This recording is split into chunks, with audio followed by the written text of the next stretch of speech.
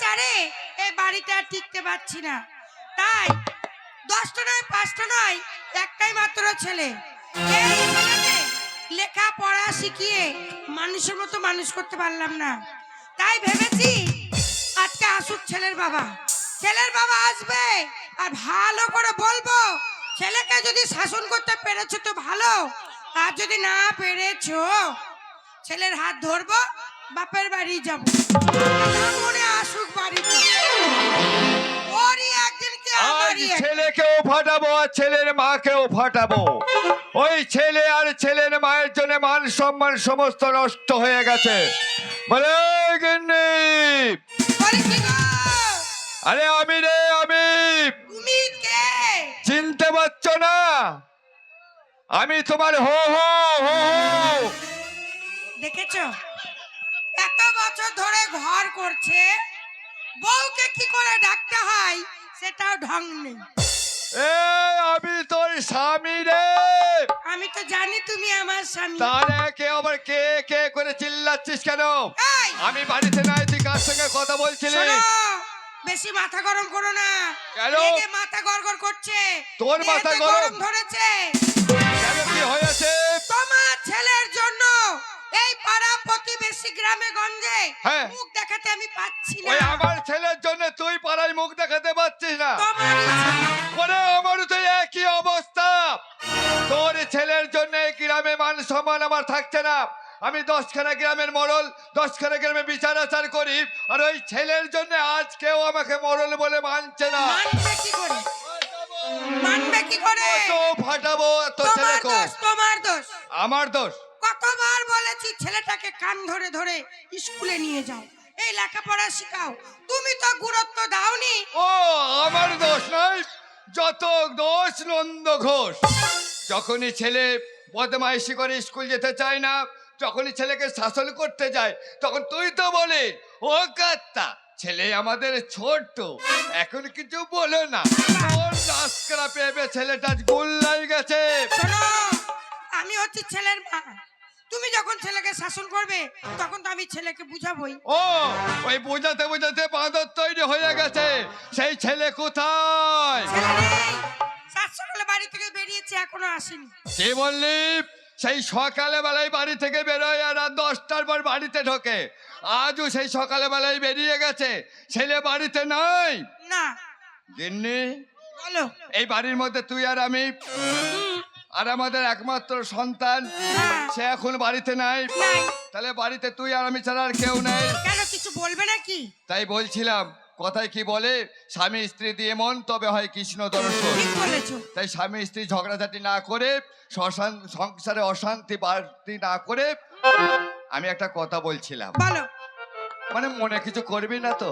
বলো না। না, তোর যে খ্যাক খ্যাকে গলা, বলতে ভয় লাগে। আরে বলো না। বলবো? হুম, বলছিস? হুম। বলছি, ধর ছেলে যখন বাড়িতে নাই, এই মাঘ মাসের শীতের রাত, বাড়িতে কেউ নেই, তাই বলছি একবার হলে হতো না? এই বুড়ো বয়সে রস কত? ওরে, এখন কি রস দেখছিস? 10 বছরে যা রস ছিল, নতুন গ্রামের ছেলেরা সব মুড়ি ভিজিয়ে খেত। আরে নতুন গ্রামের মিষ্টির দোকানটা তো আমার রসেই চলতো। হ্যাঁ। তুমি যেমন পাঠা, হ্যাঁ। তোমার এই রস খেয়ে খেয়ে নতুন গ্রামের ছেলেরা হয়েছে পাঠা। এই, এই, আমারই তো বংশ।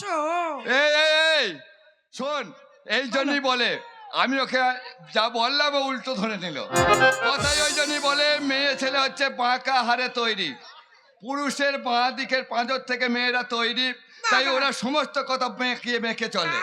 তুমি তাই শোন, এই দোষের সামনে কেউ খারাপ কথা বলে না। এখানে অনেক মা বোন আছে, অনেক দাদা ভাইরা আছে, বাবার তুল্য লোকরা আছে, তাই এদের সামনে কেউ খারাপ কথা বলে না। তুমি তো বললে। আমি বলি না, আমি কি বললাম জানিস? কি? যে ছেলেটা বাড়িতে নাই, এই শীতের রাতে অনেকদিন আনন্দ ফুর্তি হয় না, তাই তোকে একটা গান করার কথা বললাম। তুমি গান শুনবে? না, তুই বলছিস ইন্টারভিউ মাদার কে নাকি?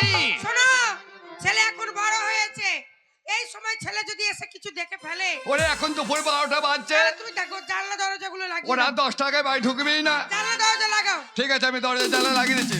তোমাকে চাই আমি আরো কাছে, তোমাকে বলার আর কথায় আছে, আমি বলতে পারি না মুখে তো সারাম লাগে বুবুয়া দিলে সারাম লাগে বুবুয়া তোমাকে চাই আমি আরো কাছে তোমাকে বলার আরো কথাই আছে আমি বলতে পারি না দিলে সারাম লাগে বুবুয়া দিলে সারাম লাগে বুবুয়া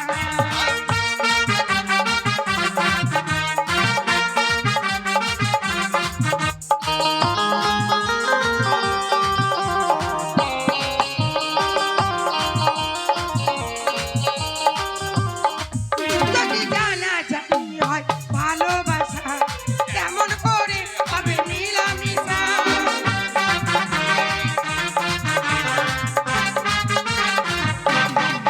যদি জানাজানি হয় ভালোবাসা কেমন করে হবে মিলামিশা যদি জানাজানি হয় তবে প্রাণে লাগে ভয় যদি জানাজানি হয় তবে প্রাণে লাগে ভয় আমি বলতে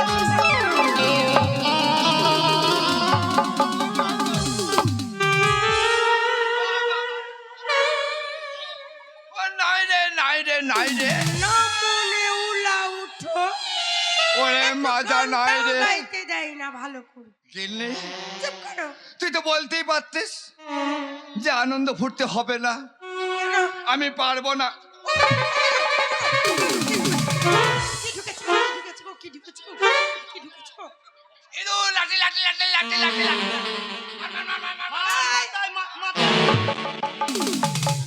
শালার অ্যান্টোনার ভেঙে দে অ্যান্টোনার ভেঙে দে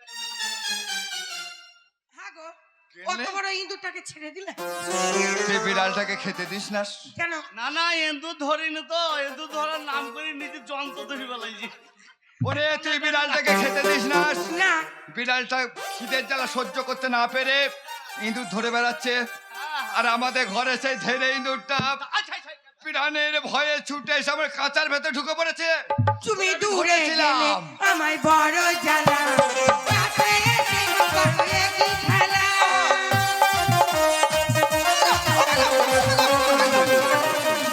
কি হলো রে কি হলো রে অমন করছিস কেন হ্যাঁ গো কি হলোটা কি ইঁদুরটা তুমি ছেড়ে দিলে হ্যাঁ। আর ইঁদুরটা আমার শাড়ির মধ্যে ঢুকেছে তোর শাড়ির মধ্যে হ্যাঁ গো এগুলো তো ঢুকেছে গো। হুম ঢুকেছে ঢুকেছে না নেই বেরিয়ে গেছে পালিয়ে গেছে ও পালিয়ে গেছে ইঁদুর পালিয়ে গেছে তুমি দূরে গেলে আমায় বাড়ি জ্বালা কাছে করে হ্যালো। করো একই খেলা